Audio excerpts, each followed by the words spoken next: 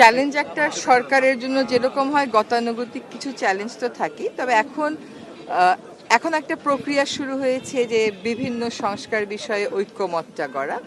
সেটা অবশ্যই একটা প্রসেসের ভিতর যেতে হবে। ওটাকে চ্যালেঞ্জ বলেন আর না বলেন, একটা প্রসেস তো বটেই। হ্যাঁ, ওইটাতে সবাইকে নিয়ে একসাথে এগিয়ে যাওয়াটা হচ্ছে একটা বড় জায়গা আমাদের জন্য আমি মনে করি। আরেকটা হচ্ছে যে নির্বাচনটা সুষ্ঠুভাবে করে দেওয়া, জনগণের প্রত্যাশা পূরণ করা।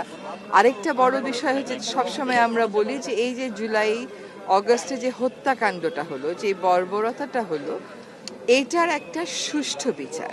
এখন আমাদের সীমিত সময়ে আমরা অবশ্যই চেষ্টা করব যে মানুষকে এই বিচারের কিছু কিছু রায় যদি মানুষের সামনে দিতে পারি, তাদের মধ্যে যেন ওই আস্থাটা আসে যে সত্যি এই বর্বরতার একটা বিচার।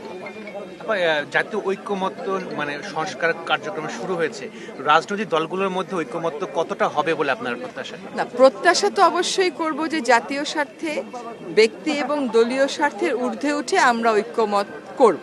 কিন্তু এক একজন মানুষ তো এক একটা বিষয় এক একভাবে দেখে, দৃষ্টিভঙ্গি এক একভাবে আনে। তো সেই দৃষ্টিভঙ্গির যে তফাৎগুলো আছে সেগুলোকে কমিয়ে কমিয়ে একটা জায়গায় নিয়ে আসা, সেটা একটু সময় লাগবে, একটা প্রক্রিয়ার ব্যাপার। সেখানে নিশ্চয়ই তারা সব কিছুর ঊর্ধ্বে উঠে জাতীয় স্বার্থকেই প্রাধান্য দেবেন, এবং তারা তো আরও অনেক বেশি অভিজ্ঞ আমাদের অনেকের চাইতে, তাই না? ফলে আমি মনে করি যে জনগণকে আস্থায় যদি আনতে হয়, তাহলে যে সংস্কারগুলোর দাবি জনগণের থেকে উঠে সেগুলোর ক্ষেত্রে ঐক্যমতে না পৌঁছানোর কোনো সুযোগ নেই।